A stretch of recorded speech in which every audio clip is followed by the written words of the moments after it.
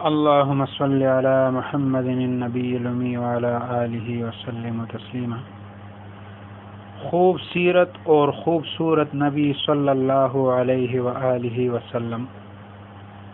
من رآنی فی المنام فقد رآنی فإن الشیطان لا يتمثل فی صورتی ذکر الانبیاء من العبادہ وذکر الصالحین کفارۃ۔ آدم علیہ السلام اپنے بیٹے شیس علیہ السلام کی طرف متوجہ ہوئے اور فرمایا، اے میرے بیٹے، تم میرے بعد میرے خلیفہ ہو، پس خلافت کو تقوی کے تاج اور محکم یقین کے ساتھ پکڑے رہو، اور جب تم اللہ کا ذکر کرو تو اس کے متصل نام محمد صلی اللہ علیہ وسلم کا ذکر کرو، کیونکہ میں نے ان کا نام عرش کے ستونوں پر لکھا ہوا دیکھا ہے جب کہ میں روح اور طین کے درمیان تھا۔ پھر میں نے تمام آسمانوں پر نظر کی تو مجھے کوئی جگہ ایسی نظر نہیں آئی جہاں نام محمد صلی اللہ علیہ وآلہ وسلم لکھا ہوا نہ ہو، اور میرے رب نے مجھے جنت میں رکھا تو میں نے جنت کے ہر محل اور ہر بالا خانے اور برآمدے پر اور تمام حوروں کے سینوں کے اوپر اور جنت کے تمام درختوں کے پتوں پر اور شجر طوبہ اور سدرۃ المنتہا کے پتوں پر اور پردوں کے کناروں پر اور فرشتوں کی آنکھوں میں نام محمد صلی اللہ علیہ وسلم لکھا ہوا دیکھا ہے، لہذا تو کثرت سے ان کا ذکر کیا کر، کیونکہ فرشتے ہر وقت ان کے ذکر میں مشغول رہتے ہیں۔ انسان العیون، روح البیان اور جواہر البحار وغیرہ میں ہے کہ نبی کریم صلی اللہ علیہ وآلہ وسلم نے فرمایا کہ جبرائیل علیہ السلام تیری عمر کتنی ہے؟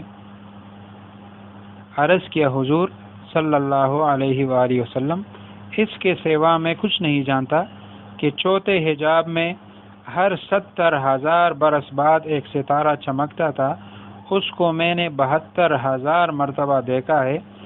حضور صلی اللہ علیہ وآلہ وسلم نے فرمایا، مجھے اپنے رب کی عزت اور جلال کی قسم، انا ذالک الکوکب، یعنی وہ ستارہ میں ہی تھا۔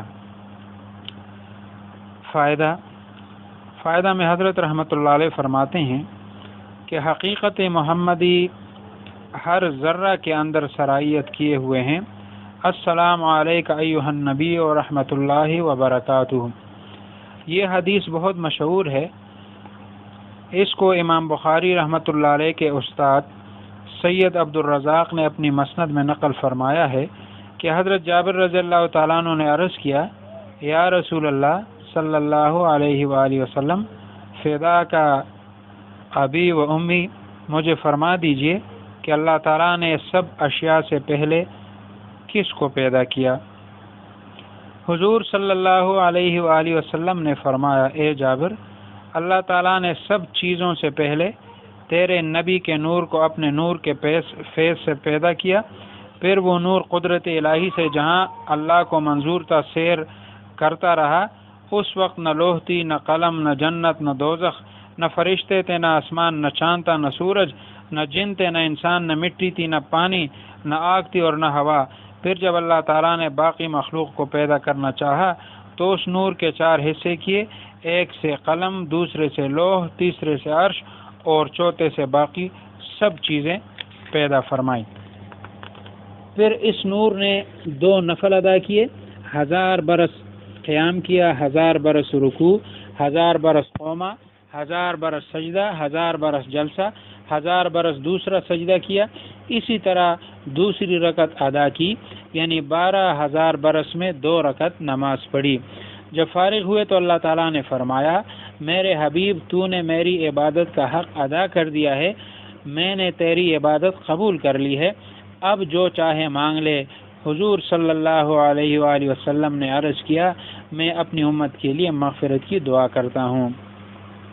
حق تعالیٰ نے موسیٰ علیہ السلام سے ایک بار فرمایا کہ بنی اسرائیل کو مطلع کرو کہ جو شخص مجھ سے اس حالت میں ملے گا کہ وہ احمد صلی اللہ علیہ وآلہ وسلم کا منکر ہوگا تو میں اس کو دوزخ میں داخل کروں گا، خواہ کوئی ہو۔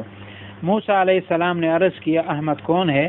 ارشاد ہوا، اے موسیٰ علیہ السلام، قسم ہے اپنے عزت و جلال کی، میں نے کوئی مخلوق ایسی پیدا نہیں کی جو ان سے زیادہ میرے نزدیک مکرم ہو۔ میں نے ان کا نام عرش پر اپنے نام کے ساتھ آسمان و زمین اور شمس و قمر پیدا کرنے سے 20 لاکھ برس پہلے لکھا تھا۔ قسم ہے اپنے عزت و جلال کی کہ جنت میری تمام مخلوق پر حرام ہے جب تک محمد صلی اللہ علیہ وآلہ وسلم اور ان کی امت اس میں داخل نہ ہو جائے۔ حضرت ابن عباس رضی اللہ تعالیٰ عنہما فرماتے ہیں کہ حضرت موسیٰ علیہ السلام کو جب کوہ طور پر نوازا گیا تو انہوں نے اللہ تعالیٰ کی بارگاہ میں عرض کیا، الہی تو نے مجھے ایسی نعمت سے سرفراز فرمایا کہ مجھ سے پہلے کسی کو ایسا مقام عطا نہیں ہوا۔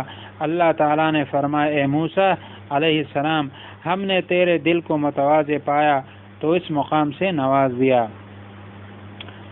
فخذ ما آتیتک وکن من الشاکرین ومت علی توحید وحب محمد صلی اللہ علیہ وسلم۔ موسیٰ علیہ السلام نے عرض کیا، یا اللہ، محمد صلی اللہ علیہ وسلم کی محبت تیری توحید کے ساتھ ضروری ہے۔ تو اللہ تعالیٰ نے فرمایا، لولا محمد و امتہ لما خلقت الجنہ ولا النار ولا الشمس ولا القمر ولا اللیل ولا النہار ولا ملکا مقربا ولا نبی مرسلا ولا ایاک۔ محدث اعظم انور شاہ کشمیری نور اللہ مرقدہ فرماتے ہیں،